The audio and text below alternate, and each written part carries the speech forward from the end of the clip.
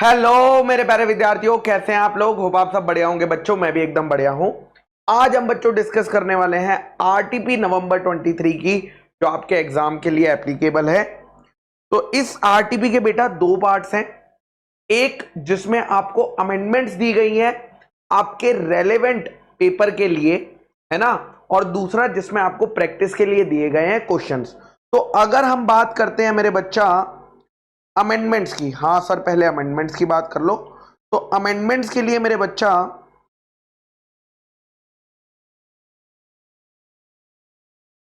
एक separate lecture आएगा, ठीक है, जिसमें आपके लिए नवंबर 23 की अमेंडमेंट्स कवर करी जाएंगी। इसी मंथ वो अपलोड होगा।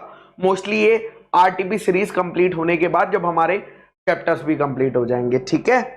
ओके सर, तो वो लेक्चर आपको जरूर देखना है लॉ में, क्योंकि आप ये मान लीजिए कि 5 मार्क्स का तो उस लेक्चर से आप एक्सपेक्ट कर सकते हो डायरेक्टली एग्जाम में क्वेश्चन, ठीक है।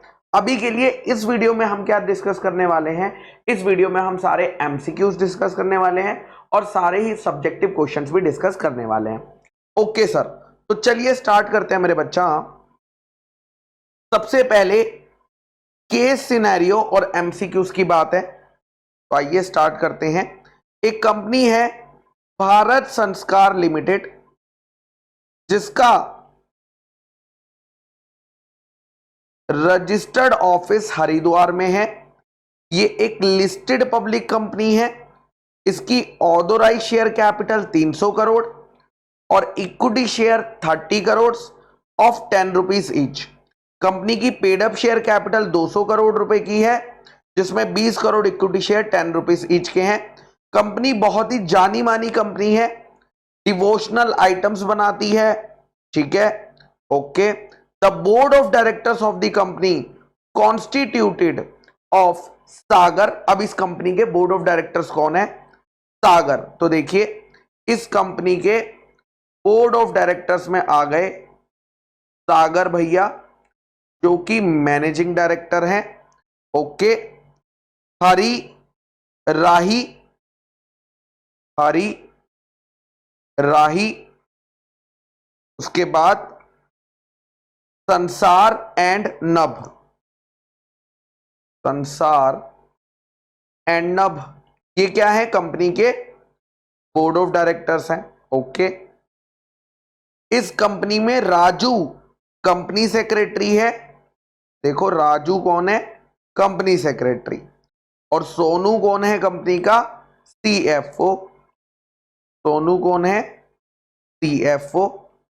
मोती, मोती एक असिस्टेंट अकाउंटेंट है। मोती एक, ठीक है,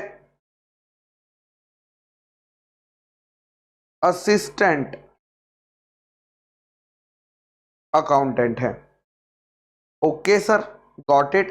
कंपनी ने अपने फाइनेंशियल स्टेटमेंट बनाए हैं 22-23 के। बोर्ड ऑफ डायरेक्टर्स ने अप्रूव कर दिया, साइन भी हो गए, और फिर इन्हें ऑडिटर को सबमिट करा गया 10 मई को। क्यों सबमिट करते हैं ऑडिट को? ताकि ऑडिटर ऑडिट करके अपनी रिपोर्ट सबमिट कर सके। कंपनी का टर्नओवर 100 करोड़ था पिछले साल में, ठीक है। The auditors report was duly received and the annual accounts with board reports and all necessary were ready on 15 जुलाई। 15 जुलाई तक सब कुछ रेडी हो गया था कंपनी लॉ को फॉलो करते हुए। फिर एक बोर्ड की मीटिंग हुई 25 जुलाई को, फिर मेंबर्स की मीटिंग हुई 20 अगस्त, दैट इज एजीएम। 20 अगस्त को एजीएम में फाइनेंशियल स्टेटमेंट्स को रिसीव करके मेंबर से अप्रूव कराया गया, ठीक है। हाउएवर, लेकिन कंपनी नहीं कर पाई, क्या नहीं कर पाई? फाइनेंशियल स्टेटमेंट की कॉपीज फाइल नहीं कर पाई। किसके साथ?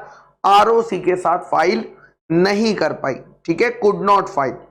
ओके सर, आपको यह भी बताया जा रहा है कि कंपनी ने अप्रैल 2023 में कंपनी ने डिस्ट्रॉय कर दिए थे सारे books of account and vouchers. कौन से ईयर तक? 17-18 ईयर्स तक सारे डिस्ट्रॉय कर दिए।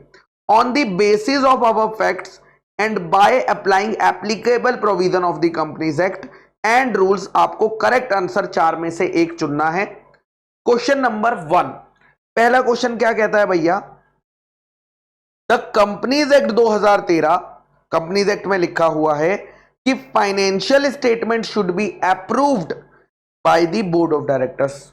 ओके, हाँ भैया, बोर्ड ऑफ डायरेक्टर्स अप्रूव करते हैं, लेकिन साइन करती है उस पर प्रिस्क्राइब्ड अथॉरिटी, और फिर वो ऑडिटर को सबमिट करे जाते हैं।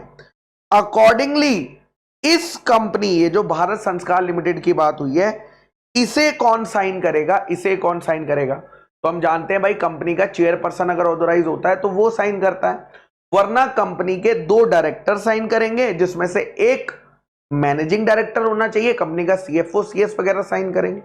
यस और नो? Yes sir. अब इस कंपनी में अगर आप ध्यान से देखेंगे तो इस कंपनी में चेयरपर्सन की बात नहीं हुई है, यानी 2 डायरेक्टर साइन करेंगे, जिसमें से एक मैनेजिंग डायरेक्टर होगा और सीएस सीएफओ तो करेंगे। तो मतलब सागर, राजू और सोनू, इन तीनों के साइन होना जरूरी है।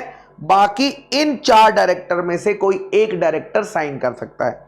तो एमडी, सीएस, सीएफओ, तो सागर, राजू, सोनू प्लस एक और डायरेक्टर। तो आइए, सागर, राजू, सोनू, इसमें तो तीनों आ गए, लेकिन एक एक्स्ट्रा डायरेक्टर का नाम यहां पर मिसिंग है, संसार, हरि। तो यहां पर भी देखो सागर का नाम मिसिंग है, सागर का नाम तो आना चाहिए, वो तो मैनेजिंग डायरेक्टर है। यहां पर सागर, राजू, संसार, मोती, यहां पर सोनू का नाम मिसिंग है। और यहां पर अगर मैं लास्ट ऑप्शन में देखूंगा, सागर, संसार, राजू, सोनू, तो यहां पर देखो एमडी भी आ गया है, सीएस भी आ गया है, सीएफओ भी आ गया है, और एक एक्स्ट्रा डायरेक्टर भी आ गया है। So the correct answer is D. So the correct answer is D. चलिए, ये तो हो गई फाइनेंशियल स्टेटमेंट का साइन करने की बात। अब आते हैं नेक्स्ट क्वेश्चन पर। As per the provisions of company law, the board report with annexure thereto, company के बोर्ड रिपोर्ट पर कौन साइन करेगा? सिर्फ सागर यानी मैनेजिंग डायरेक्टर, या सागर और हरि, या सागर और राजू, या सागर और सोनू? तो हम जानते हैं भैया, अगर चेयरपर्सन ऑथोराइज्ड होगा तो वो करेगा, लेकिन इस कंपनी में चेयरपर्सन की बात नहीं करी गई है, तो कौन करेंगे फिर? 2 डायरेक्टर्स करेंगे, जिसमें से एक मैनेजिंग डायरेक्टर होना चाहिए, यानी सागर का होना तो बहुत जरूरी है, और चारों ही ऑप्शन में सागर है, तो फिर कैसे चुनेंगे? तो जो बाकी लोग हैं उसमें से कौन से ऑप्शन में डायरेक्टर दिया गया? देखो यहां पर अगर आप देखोगे, राजू सीएस है, सोनू सीएफओ है, हरि डायरेक्टर है, तो मतलब क्या हुआ? Managing director plus normal director, that is B answer. ये क्यों नहीं हुआ? बिकॉज बोर्ड रिपोर्ट से सीएस सीएफओ के साइन की जरूरत नहीं पड़ती है, इसीलिए ये ऑप्शन गलत हो गए। नेक्स्ट क्वेश्चन, क्वेश्चन नंबर 3, बोले ऊपर वाले केस में क्योंकि कंपनी फेल हो गई क्या करने में?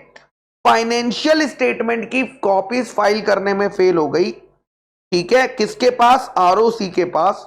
तो आप बताओ इनमें से कौन सी स्टेटमेंट सही है?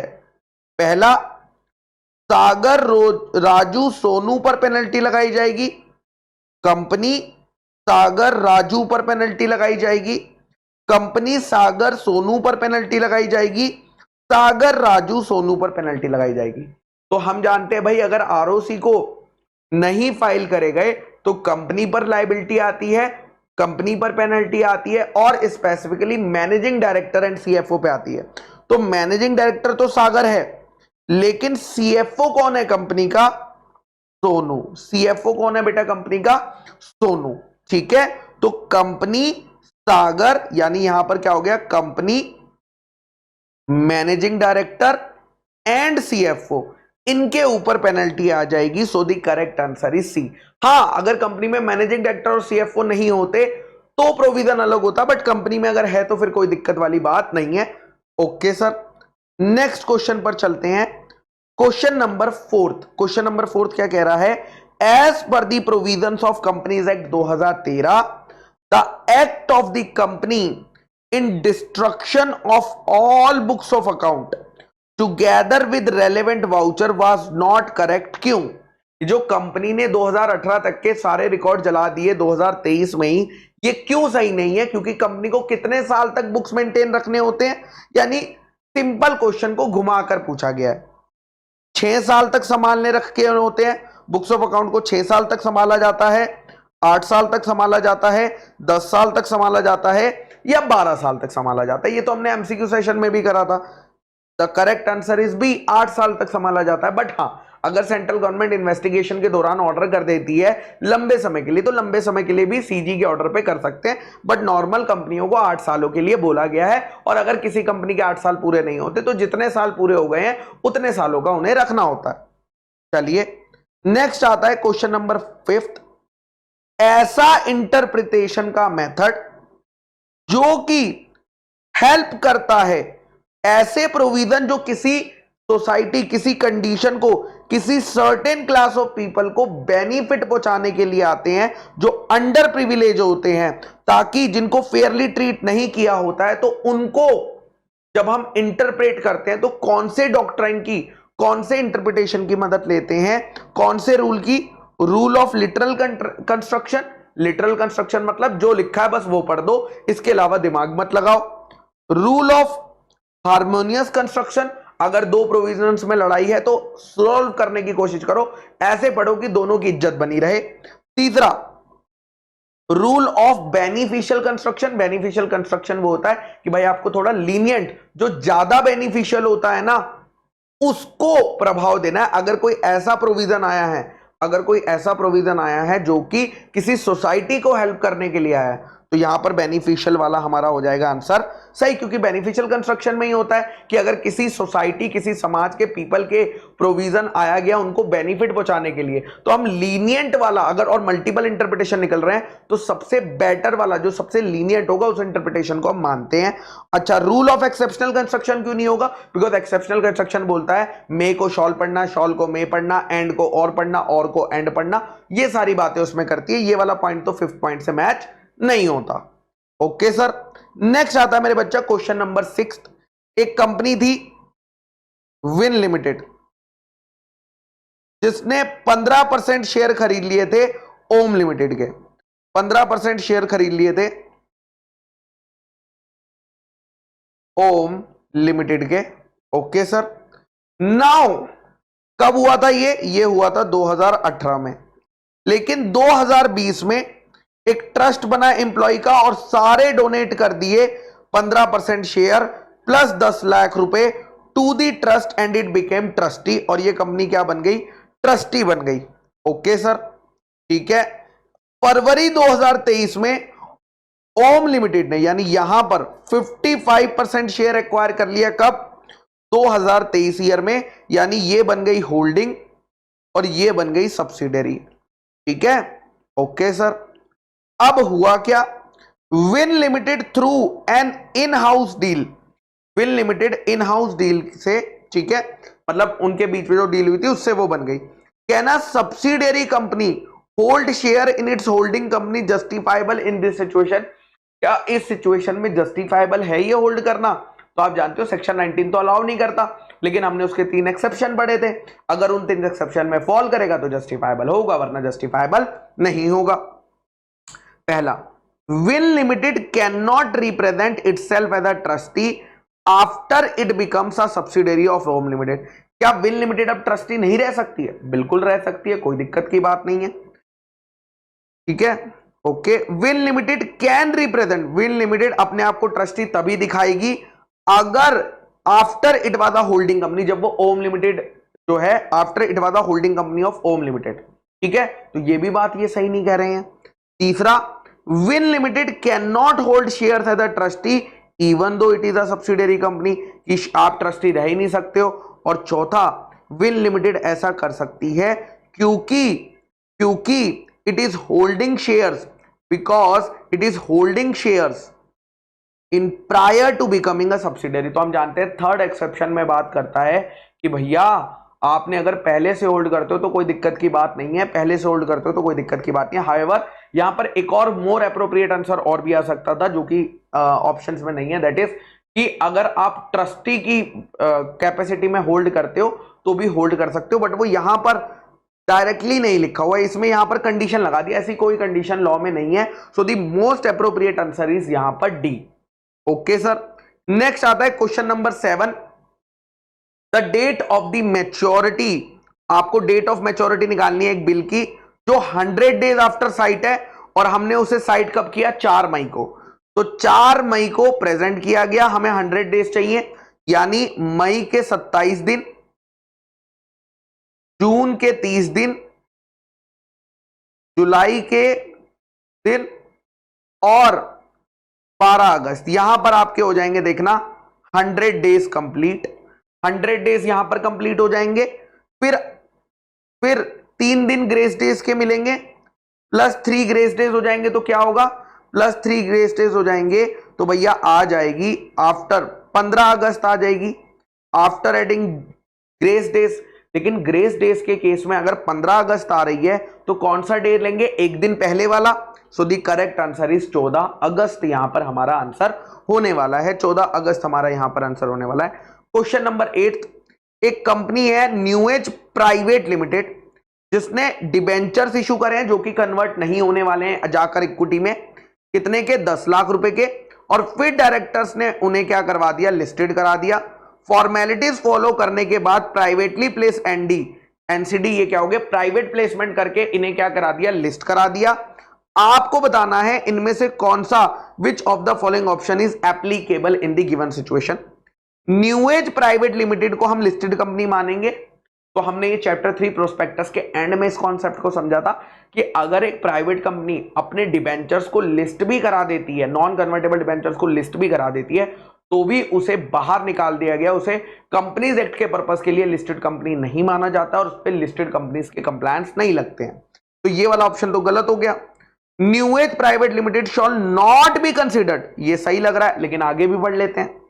Third, company shawl be considered, ये कंपनी जो है लिस्टेड कंपनी मानी जाएगी ओनली जब इसके मिनिमम अमाउंट जो होगा एनसीडी का 15 लाख, ऐसी कोई कंडीशन लॉ में नहीं है। फिर सामने वही सेम चीज को इन्होंने क्या कर दिया, 20 लाख कर दिया, ऐसी भी कोई कंडीशन नहीं है। So the correct answer is B, so the correct answer is B, इस प्राइवेट कंपनी को कंपनीज एक्ट 2013 में लिस्टेड कंपनी नहीं माना जाएगा। ओके सर, नेक्स्ट है क्वेश्चन नंबर 9, अ कंपनी, एक कंपनी है, enter into process of reducing capital, ये कैपिटल रिडक्शन कर रही है। मिस्टर शाह वो ऑफिसर है जिन्हें काम दिया गया था लिस्ट ऑफ क्रेडिटर्स बनाने का, ताकि उनकी जो भी ऑब्जर्वेशन रिजर्वेशन होंगी वो मंगाई जा सके और सेटलमेंट पे आया जा सके अंडर सेक्शन 66। मिस्टर शाह ने जब ये लिस्ट बनाई तो डेलिबरेटली मतलब जानबूझ के, अपनी मर्जी से, अनइंटेंशनल नहीं इंटेंशनली छुपा लिया एमएस रामिया का नाम, जो कंपनी का एक क्रेडिटर था और जो ऑब्जेक्ट कर रहा था रिडक्शन पे, किसका नाम देंगे ही नहीं तो उसका रिप्रेजेंटेशन रिकॉर्ड पे नहीं लाना पड़ेगा। Whereas make misstatement, और साथ ही साथ उसने बाकी अदर क्रेडिटर्स के अमाउंट्स में भी घपला किया था। द ऑफेंस कमिटेड, ये जो ऑफेंस अंकल ने किया है, शाह अंकल ने, इस पर सेक्शन 447 लगता है कंपनीज एक्ट 2013 का। इतना ही नहीं, इस पे इंडियन पेनल कोड का सेक्शन 417 एंड 415 लगते हैं। तो अब आपको बताना है कि कौन सा बेस्ट ऑप्शन है मिस्टर शाह ने जो ऑफेंस किया है उससे रिलेटेड। पहला ऑप्शन है mister Shah shall be liable to be prosecuted under both the Companies Act and IPC, दोनों में उन्हें प्रोसिक्यूट किया जाएगा, बट पनिश किया जाएगा दोनों में से किसी एक में, कंपनीज एक्ट या इंडियन पेनल कोड में। Second, mister Shah shall be liable to be prosecuted under both the Companies Act and IPC, but shall be punished under the Companies Act 2013 और IPC, जहां पर मैक्सिमम पनिशमेंट जो है वो lower होगी। ऐसा भी हमने कोई प्रोविजन नहीं पढ़ा था जनरल क्लॉजेज एक्ट में। तीसरा, mister Shah shall be liable to be prosecuted and punished under either, या तो कंपनीज एक्ट में कर लो या आईपीसी में, दोनों में से किसी में भी कर लो और खत्म करो इसे। और चौथा, mister Shah shall be liable to be prosecuted and punished under both, कह रहे दोनों में ही वार्ड लगा देंगे, प्रोसिक्यूशन भी दोनों में कर देंगे, पनिशमेंट भी दोनों में कर देंगे। तो हमने जनरल क्लॉजेज एक्ट में एक बहुत सिंपल सा रूल पढ़ा था कि एक ऑफेंस की आपको 2 बार पनिशमेंट नहीं मिल सकती है। सो इसीलिए correct answer is C, correct answer is C. Next चलते हैं क्वेश्चन नंबर 10 पे। क्वेश्चन नंबर 10 बोलता है विचार विमर्श लिमिटेड एक कंपनी है जिसने अपनी एजीएम बुलाई थी 20 सितंबर को to consider and adopt the financial statements, but quorum ना आने की वजह से मीटिंग एडजर्न हो गई और एडजर्न मीटिंग बुलाई गई 27 सितंबर को। लास्ट डेट एनुअल रिटर्न की फाइलिंग की क्या होगी? 31 मार्च से 60 दिन गिनेंगे, 20 सितंबर से 60 दिन गिनेंगे, 30 सितंबर से 60 दिन गिनेंगे या 27 सितंबर से? तो देखो जिस एजीएम में फाइनेंशियल स्टेटमेंट अप्रूव हुए वहां से गिनेंगे। So the correct answer is C, that is 60 days from the date of the adjourn AGM जहां पर वो अप्रूव हुए थे। ठीक है, ओके सर। उसके बाद आता है नेक्स्ट क्वेश्चन। अब हम आते हैं डिस्क्रिप्टिव क्वेश्चन पे। डिस्क्रिप्टिव क्वेश्चन इजी आए हुए हैं, कुछ ऐसा कोई सब भारी सवाल नहीं आ गया कि भैया देखकर आप डर जाओगे, बट हाँ कुछ अच्छे का सवाल है, उसको मैं पॉइंट मार्क करा देता हूं। चलिए question number 11, the paid up share capital of a company that is golden shoes limited is 25 lakh, 2.5 lakh equity share of 10 rupees each. Some of the shareholders, कुछ शेयर होल्डर्स थे जिनके पास 2500 इक्विटी शेयर थे जो कि लंदन में रहते थे, for हुम जिनके लिए फॉरेन रजिस्टर ओपन किया गया 1 नवंबर को ओपन किया गया। आपको कंपनी को एडवाइस करना है कि कितने टाइम में फॉरेन रजिस्टर ओपन होने के it is required to file with ROC a notice, कि भैया आरओसी को कितने दिन में बता दें कि हमने लंदन में अपना फॉरेन रजिस्टर खोल लिया है। तो भैया सिंपल सी बात है, यहां पर देखो अकॉर्डिंगली ये देखो company is required to file with jurisdictional जो भी आरओसी था कितने दिन में, विद इन 30 डेज। और ये 30 डेज कहां से काउंट होते हैं? From the date on which foreign register is open, जिस दिन फॉरेन रजिस्टर को ओपन किया गया, यानी 1 नवंबर 2022 से ये 30 दिन काउंट करे जाएंगे। और 30 दिन तो नॉर्मल है, आप और मैं सब जानते हैं कि मेजॉरिटी ऑफ द सेक्शन में यही लिमिट लिखी हुई है 30 दिन की। तो यही आपको बताना था कि भाई 30 दिन के अंदर जो है बता देना होता है, यही सवाल में पूछा गया है प्रोविजन से। चलिए आगे चलते हैं नेक्स्ट क्वेश्चन पे। क्वेश्चन नंबर 12, एक सतविक्या प्राइवेट लिमिटेड है जो 25 अप्रैल 2020 को बनी है। जब इस कंपनी को बनाया गया ना, तो इस कंपनी के आर्टिकल्स में एक बात लिखी, क्या बात लिखी? कि company shawl not be permitted, कि ये कंपनी ना कोई भी एडवांस या कॉल मनी इन एडवांस को एक्सेप्ट नहीं कर सकती है, ऐसा कंपनी के आर्टिकल्स में लिखा गया। लेकिन अगस्त 2023 में कंपनी को यह जरूरत महसूस हुई कि आर्टिकल्स में से इस बात को चेंज करके इसमें कॉल्स इन एडवांस अलाउ कर देना चाहिए। आपको बताना है वेदर द प्रोविजन इंसर्टेड, जब कंपनी बनी थी उस टाइम में ये जो आर्टिकल्स में रेस्ट्रिक्शन डाली गई थी कि company calls in advance accept नहीं कर सकती है, क्या ये वैलिड कंडीशन थी या वॉइड कंडीशन थी? यानी ये क्वेश्चन मेरे बच्चा सेक्शन 6 के ऊपर है, जिसमें हमने सीखा था कि एक्ट जो है ओवरराइड कर जाता है कंपनी के एमओए को, कंपनी के एओए को, कंपनी के specified agreements, board resolution, share holder resolution, इन सबको ओवरराइड कर जाता है। और अगर कंपनीज एक्ट और किसी डॉक्यूमेंट में लड़ाई होती है, कॉन्ट्राडिक्शन होता है, तो वो वाला पॉइंट जो दूसरे डॉक्यूमेंट में लिखा है वो लॉ की नजरों में वॉइड माना जाता है। ये बात हमने सेक्शन 6 में पढ़ी थी। लेकिन यहां पर मुद्दा थोड़ा सा ट्रिकी है, क्योंकि जब हम कॉल्स इन एडवांस का सेक्शन पढ़ते हैं तो वहां पर क्लियरली लिखा हुआ एक्ट में ही कि कंपनी आर्टिकल्स में यह बात डिसाइड कर सकती है। तो क्योंकि कंपनी एक्ट ने ही बोला हुआ है कि आर्टिकल्स में डिसाइड कर सकती है, तो यहां पर ये पॉइंट वॉइड होगा क्या? The answer is no, this point will remain valid, this point will remain valid. तो आइए देखते हैं। देखो सेक्शन 50 कंपनीज एक्ट का क्लियरली बोलता है कि अगर कंपनी का आर्टिकल्स उसे अलाउ करता है तो वो ले सकती है। ये बात एक्ट में ही लिखी हुई है। तो अगर ये बात एक्ट में ही लिखी हुई है तो सेक्शन 6 में जो हम ये पॉइंट पढ़ते हैं वाइड वाला, हम ये पॉइंट पढ़ते हैं कि कोई भी पॉइंट होगा जो एक्ट से कॉन्ट्राडिक्टरी होगा वो वाइड वाला, वो लड़ाई वाली बात आएगी ही नहीं। In simple words, the provision of this act shawl have the overriding effect. हम मानते हैं कि ओवरराइडिंग इफेक्ट है, बट सेक्शन 6 स्टार्ट होता है सेव एज अदरवाइज से, यानी आर्टिकल कुछ कुछ सेक्शन में सुपीरियर हो सकता है, जहां पर कंपनीज एक्ट नहीं बोल दिया कि भैया आर्टिकल्स जो है डिसाइड कर लेगा। सो इस केस में जो कंपनी के आर्टिकल्स थे जिसमें ये लिखा था कि कंपनी जो है कॉल्स इन एडवांस नहीं ले सकती है, ये वाइड नहीं माना जाएगा, इस पॉइंट को वैलिड माना जाएगा। ओके सर, आइए वापस चलते हैं। क्वेश्चन नंबर 13, ये एक अच्छा क्वेश्चन है, इसको स्टार कर लेंगे। ये अच्छा क्वेश्चन है, ये हो सकता है शायद सब्जेक्टिव में ना आए, बट एमसीक्यू की फॉर्म में बन के आपको दे दिया जाए। चलिए हम एक एक करके चलेंगे। क्या क्वेश्चन पूछा गया है? द डिविडेंड अमाउंट रिसीव्ड और रिसीवेबल ऑन इक्विटी शेयर। देखो मिस्टर वैभव जो है ना, मिस्टर वैभव वो सुवास लिमिटेड में, भांडोल निधि लिमिटेड, देखो ये निधि लिमिटेड है तो क्या हो गया, निधि कंपनी है। ओके, और इन कंपनियों में ये शेयर होल्ड करते थे। इस कंपनी ने 25 अगस्त को डिविडेंड डिक्लेयर किया, वैभव को उसमें से 800 रुपए मिलने थे, और लेकिन कंपनी ने डिविडेंड उसे पे किया 23/10 को, यानी 30 दिन के अंदर पे नहीं किया। 4 सितंबर को डिक्लेयर हुआ था, 100 रुपए का डिविडेंड था, और डिविडेंड जो है वो टाइम पर पे किया ही नहीं गया, यानी विद इन 30 डेज पे नहीं किया गया।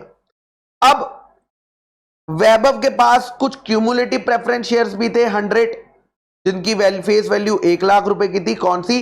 जिपांती लिमिटेड में, on which dividend payable is at the rate of 8% per annum, जिस पे डिविडेंड 8% पर एनम के रेट से पेएबल था। However during the financial year Jipanti limited did not earn any profit, और इस कंपनी को कोई प्रॉफिट नहीं हुआ। तो ये तीनों ही एक्चुअली अलग अलग क्वेश्चन है, एक क्वेश्चन में बस इन्होंने मर्ज कर दिए, बट तीनों के प्रोविजंस अलग, तीनों के पॉइंट्स अलग, तो हमें उस पर ध्यान देना होगा। सबसे पहला आपको यह बताना है, what would be the punishment to the companies in the table with respect to delayed payment of dividend amount. क्या कंपनीज के ऊपर जो है पनिशमेंट लगाई जाएगी? तो आप जानते हैं भैया, सबसे पहली बार आते हैं सुवास लिमिटेड पे। यहां पर अगस्त में हुआ था, यहां पर 10 में दिया गया है, यानी अगस्त की जगह अक्टूबर आ गया है। 30 दिन में नहीं दिया गया तो इंटरेस्ट पे हो जाएगा। क्या हो जाएगा? इंटरेस्ट पे हो जाएगा।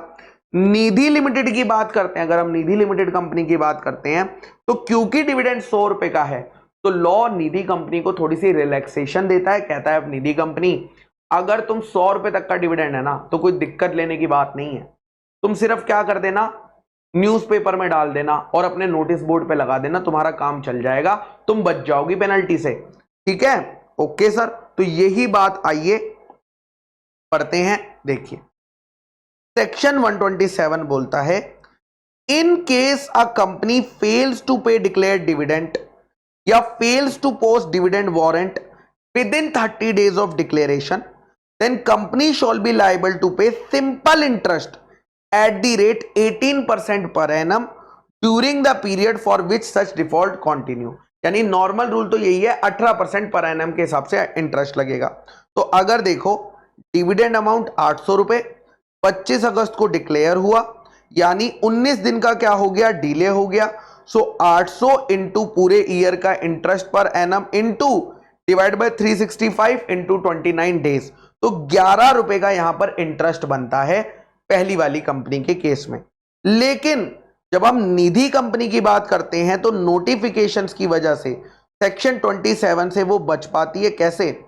अगर कंपनी का डिविडेंड पेएबल किसी मेंबर को 100 रुपया या उससे कम, देखो 100 रुपए से ऊपर है तो तुम्हें भी 30 दिन में पे कर देना निधि कंपनी, तुम इतनी खास नहीं हो। लेकिन अगर 100 रुपया उससे कम है, बहुत नॉमिनल अमाउंट है, तो ये सफिशिएंट है। क्या सफिशिएंट है?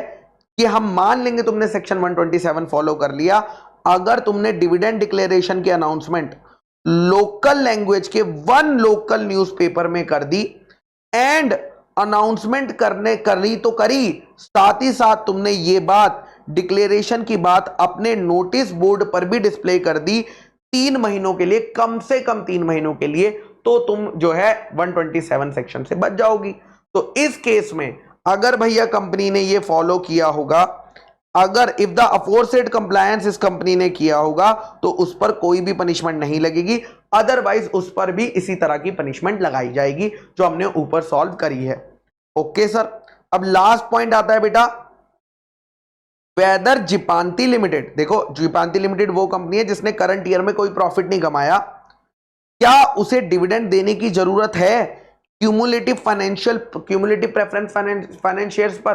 तो हम जानते हैं भैया, अगर कंपनी के क्यूमुलेटिव प्रेफरेंस शेयर्स हैं, प्रॉफिट नहीं है, देखो प्रॉफिट होगा तो डिविडेंड बांट देते, बट अगर प्रॉफिट नहीं है तो कोई बात नहीं, इस साल नहीं बांटेंगे, अगले साल बांट देंगे, अगले साल भी नहीं हुआ तो अगले साल, तीनों साल का बांट देंगे। तो इसी तरह प्रेफरेंस शेयर्स का कैलकुलेशन जो है कैरी फॉरवर्ड होता रहता है। यहां पर देखेंगे, देखिए अक्यूमुलेटिव प्रेफरेंस शेयर वो होता है जिसमें डिविडेंड एक्यूमुलेट होता है, और अगर कोई भी उसमें अरियर है, कोई भी डिविडेंड पे नहीं करा गया बिकॉज प्रॉफिट्स कम थे कंपनी के पास करंट ईयर में, तो आप उसे पे कर सकते हो नेक्स्ट लेटेस्ट ईयर के प्रॉफिट्स में से, जब भी आपको प्रॉफिट हो रहा है, ठीक है। और जब तक ये प्रॉफिट पे नहीं होगा तब तक आप इक्विटी शेयर्स को, no dividend is payable on equity share, dividend equity shares को पेएबल नहीं होगा। Here it is given that during financial year 21-22 ये कंपनी ने कोई प्रॉफिट नहीं दिया, ये क्वेश्चन में बताया गया था, और इसीलिए ऐसी कंपनी एक्यूमुलेट कर लेगी, एक्यूमुलेट मतलब कैरी फॉरवर्ड कर लेगी कि चलो इस साल नहीं दे पाई, अगले साल दे दूंगी, जब प्रॉफिट होगा दोनों साल का एक साथ दे दूंगी, ठीक है। फाइनेंशियल ईयर का कर लेगी to be carry forward to the next year, and such arrears of dividend could be payable for the next following financial years, profit वहां से पे कर दिया जाएगा। ओके सर, आइए वापस चलते हैं क्वेश्चन पर। Question number 14, yellow private limited is engaged in the business of manufacturing premium quality toys, ठीक है। They have a huge market for their toys all over India. भाई इनकी क्या है, ह्यूज मार्केट है, huge market for their toys all over the India, हर जगह लोग खरीद रहे हैं इंडिया में, ओके। कंपनी ने एक स्टैट्यूटरी ऑडिटर रखा है फाइनेंशियल ईयर 22-23 के लिए, एक ऑडिटर को अपॉइंट किया है, okay. The engagement letter of the auditor was signed with a clause, जो ऑडिटर और कंपनी के बीच अपॉइंटमेंट लेटर, जो एंगेजमेंट का कॉन्ट्रैक्ट हुआ है, उसमें लिखा है कि फीस जो है हम म्यूचुअली डिसाइड करेंगे, हम फीस आराम से डिसाइड कर लेंगे। डायरेक्टर्स ऑफ द कंपनी आपके पास आए हैं एडवाइस लेने की भैया इस ऑडिटर को कितनी रिम्यूनरेशन देनी है। भैया कितनी रिम्यूनरेशन दी जाएगी ऑडिटर को? ऑडिटर को रिम्यूनरेशन दी जाएगी जो जनरल मीटिंग में डिसाइड होती है, या तो जनरल मीटिंग में अमाउंट फिक्स हो जाएगा या मैनर फिक्स हो जाएगी। तो यही बात आपको क्या करनी है, डायरेक्टर्स को गाइड करनी है, यही बात। तो section 142 of the companies act 2013 बोलता है ऑडिटर्स की रिम्यूनरेशन के बारे में। According to this section, auditor की remuneration shall be fixed by the company in general meeting, general meeting में जो है फिक्स करी जाएगी, या तो अमाउंट फिक्स हो जाएगा, अगर अमाउंट नहीं फिक्स हो रहा है तो मेथड फिक्स हो जाएगा जो जनरल मीटिंग में कि वो कैसे निकाली जाएगी। उसके बाद रिम्यूनरेशन, भैया रिम्यूनरेशन में आपके एक्सपेंडिचर भी आ जाते हैं, वो सब भी आ जाते हैं, ये नहीं भी लिखा तो हमारा काम चल जाता है क्योंकि हमारा मेन क्वेश्चन है वो यहां से था, ठीक है। So the remuneration shall addition to the fees payable, देखो ऑडिटर को जो फीस दे रहे हो वो तो रिम्यूनरेशन का पार्ट है ही, साथ ही साथ वो खर्चा जो ऑडिटर ने ऑडिट के खर्चे के लिए किया है या कोई फैसिलिटी उसे दी गई है वो भी इसमें इंक्लूड होगा। बट अगर वो कोई और सर्विस दे रहा है तो वो रिम्यूनरेशन में, उसकी फीस जो है रिम्यूनरेशन में इंक्लूड नहीं की जाएगी। सो इसी केस के हिसाब से कंपनी को जनरल मीटिंग में जो है अपनी ऑडिटर की रिम्यूनरेशन फिक्स कर लेनी चाहिए, या उसका मेथड जो है फिक्स कर लेना चाहिए। ओके सर, नेक्स्ट चलते हैं क्वेश्चन नंबर 15। क्वेश्चन नंबर 15 क्या कहता है भैया, श्री लिमिटेड की ऑथोराइज्ड कैपिटल है 10 लाख equity shares of the face value of 100 rupees each. Some of the shareholders express their opinion in the annual general meeting. कुछ शेयर होल्डर्स ने AGM में बोला कि बड़ा मुश्किल होता है ट्रेड करना in the shares of the company in the stock market, and request करा कि इसकी फेस वैल्यू को 100 रुपए से 10 रुपए कर दिया जाए और 10 लाख शेयर्स को बढ़ाकर 1 करोड़ शेयर्स कर दिया जाए, यानी स्प्लिट कर दिया जाए फेस वैल्यू को। बस इतना ही चाह रहे थे कि 100 रुपए का शेयर अब 10 शेयर हो जाए, ठीक है। आपको बताना है ये जो रिक्वेस्ट है शेयर होल्डर की, क्या कंपनीज एक्ट में अलाउड है इस तरह की? ये जो बात इन्होंने करी है बिल्कुल अलाउड है। हमने सीखा था अल्टरेशन ऑफ शेयर कैपिटल में कि आप कंसोलिडेट करना भी अलाउड है और स्प्लिट करना भी अलाउड है, कोई दिक्कत की इसमें बात नहीं है। तो ये बिल्कुल कंसीडरेबल रिक्वेस्ट है। आइए तो according to section 61 of the companies act, अगर एक कंपनी है जिसमें share capital, a limited company having a share capital may if so authorised by its article, अगर उसके आर्टिकल ऑफ एसोसिएशन में पावर दी गई है तो वो अपने मेमोरेंडम को अल्टर करके जनरल मीटिंग में सब डिवाइड यानी टुकड़े कर सकती है और any one of them into shares of smaller amount वो कर सकती है। लेकिन फिर वो आगे पार्टली शेयर्स की बात करी गई है कि पार्टली शेयर्स में आप जो प्रोपोर्शन रखेंगे वो इक्वल प्रोपोर्शन में ही करेंगे। Okay sir. नाउ सेक्शन 64 बोलता है कि अगर कंपनी इस तरह का अल्टरेशन करती है तो आरओसी को 30 दिन के अंदर बताना जरूरी है, आरओसी को 30 दिन के अंदर बताना जरूरी है along with the Altered memorandum. तो इन दी गिवन सिचुएशन जो कंपनी के शेयर होल्डर ने एजीएम में बात उठाई है, ठीक है, ये एकदम ठीक है, ये जो बात इन्होंने उठाई है ये हो सकती है, इसमें कोई प्रॉब्लम वाली बात नहीं है, ये एकदम कंसीडरेबल है। According to the above provision company having capital can reduce the face value and increase the share if authorised by the article of association, अगर कंपनी के आर्टिकल ऑफ एसोसिएशन में पावर दी गई है तो हो सकता है। Hence the request of the shareholder is considerable, hence the request of the shareholder is considerable. आगे चलते हैं, क्वेश्चन नंबर 16। एक लिमिटेड कंपनी है जिसने डिपॉजिट लिया, कौन सा? सिक्योर्ड डिपॉजिट लिया है भैया, कौन सा? 80 करोड़ रुपए का, 80 करोड़ रुपीस का क्या लिया है? सिक्योर्ड डिपॉजिट लिया है 30 जून को from the public on interest at the rate 12% per annum का इंटरेस्ट पर, जो कि 3 साल बाद हम पैसा वापस कर देंगे। The charges have been created within prescribe time, charge को हमने क्रिएट कर दिया in favour of the trustee of depositor against the deposit. कौन कौन से एसेट गिरवी रखे? Land and building, plant and machinery, factory shed, trademark, goodwill. But जैसा कि हम लोग जानते हैं, आपसे पूछा गया है ये जो चार्ज क्रिएट हुआ है, ये जो सिक्योरिटी क्रिएट हुई है, ये वैलिड है या नॉट वैलिड है कंपनीज एक्ट के हिसाब से? तो हम जानते हैं भैया ये है इंटेंजिबल एसेट, और डिपॉजिट्स में क्लियरली बोला गया है कि इंटेंजिबल एसेट्स पर चार्ज क्रिएट नहीं हो, चार्ज क्रिएट नहीं होगा, डिपॉजिट्स में क्लियरली बोला गया है। यानी रियलिटी में इन्होंने कितना दिया एज पर कंपनीज एक्ट, इसका कितना बना?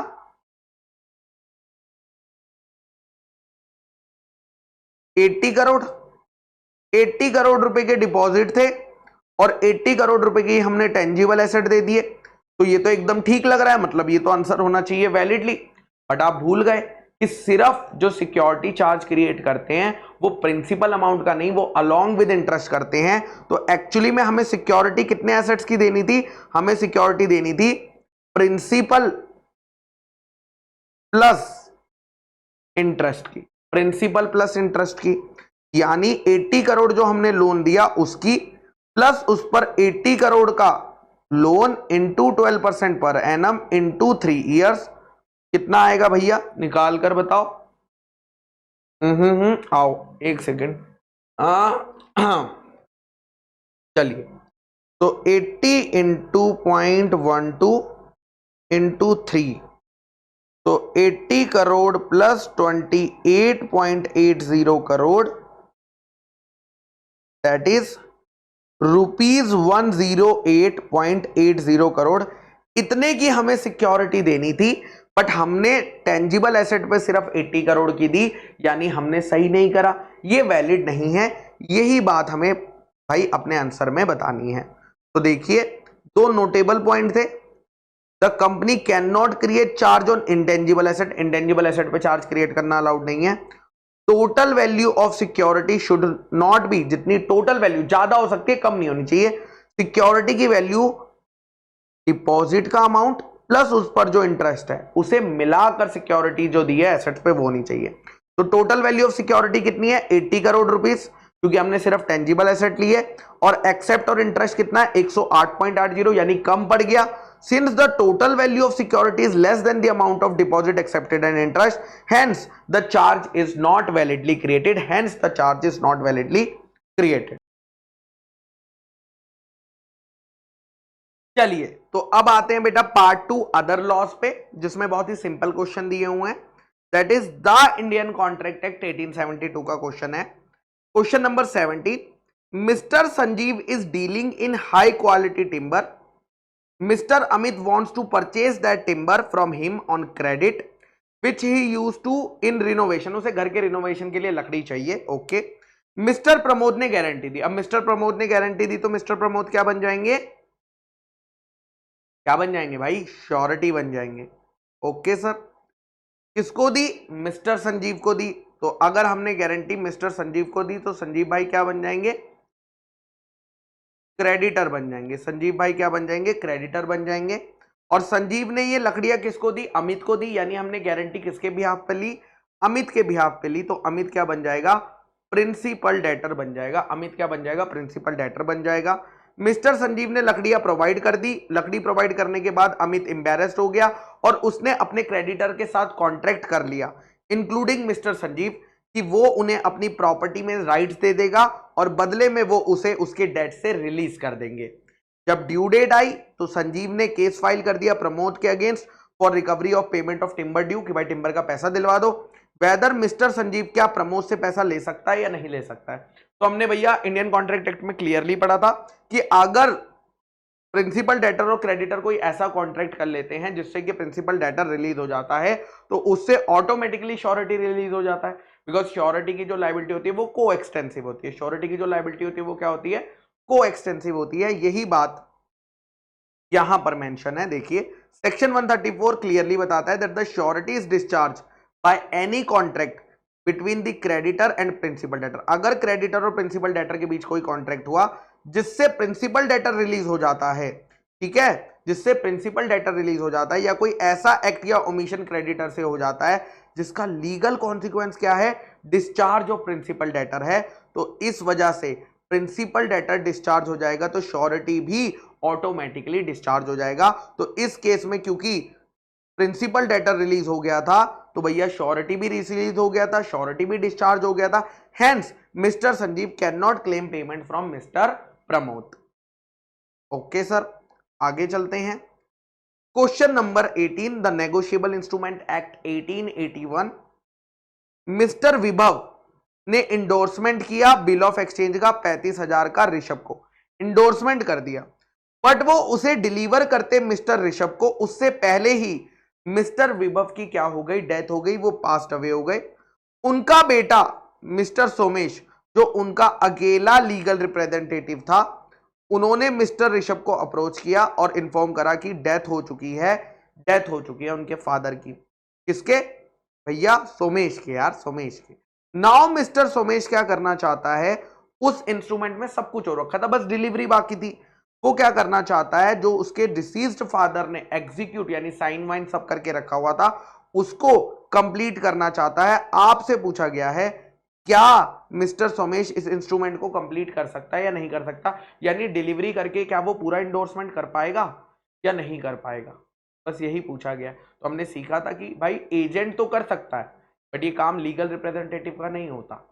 यानी लीगल रिप्रेजेंटेटिव एक अनकंप्लीट जो इनकंप्लीट है, करेक्ट, उसको पूरा नहीं कर सकता है. यही बात हमने सीखी थी. बट अगर एजेंट होता तो हो सकता था. तो यहां पे यही बात है, the legal representative of a deceased person can not negotiate by delivery only. यानी अगर कोई promissory note bill of exchange जो कि इंडोर्स तो कर दिया था डिसीज ने बट डिलीवर नहीं करा, उसे नेगोशिएट नहीं कर सकता है लीगल रिप्रेजेंटेटिव. हाँ, एजेंट ये काम कर सकता था अगर उसके पास प्रिंसिपल से अथॉरिटी होती, लेकिन क्योंकि लीगल रिप्रेजेंटेटिव एजेंट नहीं होता है तो इस केस में वो ऐसा नहीं कर सकता है. इस केस में वो ऐसा नहीं कर सकता है और इसीलिए इस केस में सोमेश जो कि लीगल रिप्रेजेंटेटिव है वो इंस्ट्रूमेंट कंप्लीट नहीं कर सकता है. ठीक है, but could not be deliver to mister Rishabh because of death. वो इसे कंप्लीट नहीं कर पाएगा, लीगली उसे अलाउड नहीं है. Okay sir. उसके बाद आता है जनरल क्लॉजेज एक्ट का क्वेश्चन. आइए क्वेश्चन नंबर 19 पढ़ते हैं. मिसेस नीलू चंद्रा जो कि डायरेक्टर है लड्डू स्वीट्स प्राइवेट लिमिटेड में, तो वो इस कंपनी की डायरेक्टर हैं. वाज डायरेक्टर थी. ओके. वंस वाइल डीलिंग करते हुए एक बार रॉ मटेरियल की फॉर कंपनी उन्होंने कुछ सीक्रेट कमीशन कमा ली थी फॉर मेकिंग द डील. उसमें से कुछ प्रॉफिट जो है घर ले गए थे. आफ्टरवर्ड्स ये बात का पता चलने पर the company has filed the case against Neelu Chandra, company ने नीलू चंद्रा के ऊपर केस कर दिया जब उन्हें पता चला कि इन्होंने सीक्रेट कमीशन कमाई है।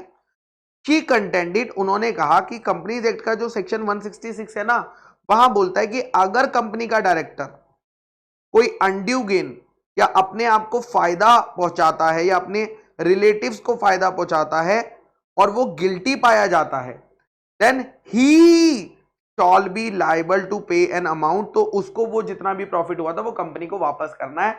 इन्होंने कहा भाई इस सेक्शन में तो क्लियरली बोला गया है कि ये सेक्शन मेल को लगता है, यानी ये पेनल्टी मेल को लगेगी, मेल को पैसा देना पड़ेगा।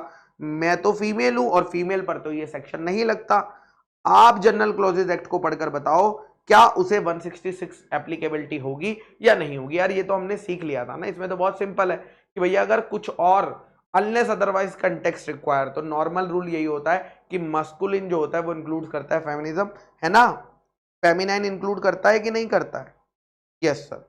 तो मस्कुलिन जेंडर जो है वो फीमेल को भी इंक्लूड करता है, यानी अगर ही लिखा है तो उसमें शी भी इंक्लूड किया जाएगा, और इसीलिए ये पेनल्टी सिर्फ मेल्स के लिए है, नॉट फॉर फीमेल्स के लिए। ये आपका जो है गलत मान लिया जाएगा।